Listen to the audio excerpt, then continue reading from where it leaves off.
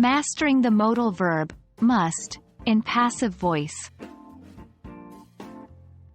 Hello everyone, and welcome back to our series on English grammar fundamentals. In today's video, we are going to explore the world of passive voice with a specific focus on the use of modal verbs, especially the modal verb, must. This topic is vital for mastering more complex English structures, so let's dive right in.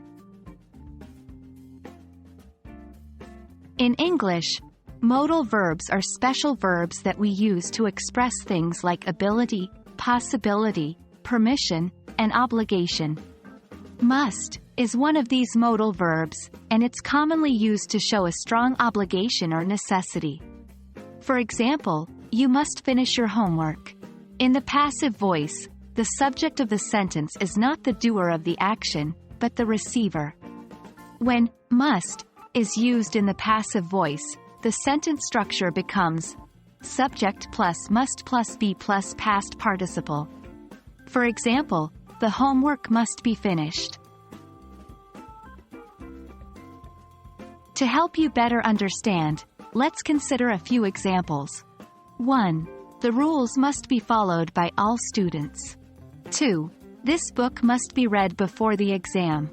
3. The door must be closed at all times. In all these sentences, must expresses the necessity of the action.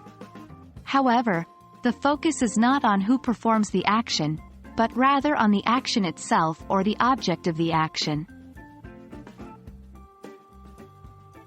When using must in negative form in passive voice, the structure is subject plus must plus not plus be plus past participle.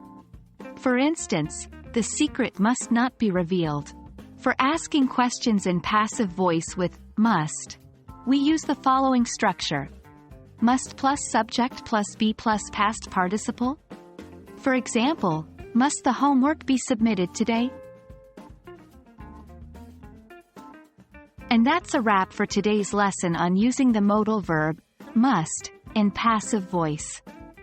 Remember, practice is key to mastering this structure, so try to use it in your conversations or writing. If you found this video helpful, please hit the like button, and don't forget to subscribe for more English grammar lessons. Until next time, keep learning and keep practicing. Happy studying!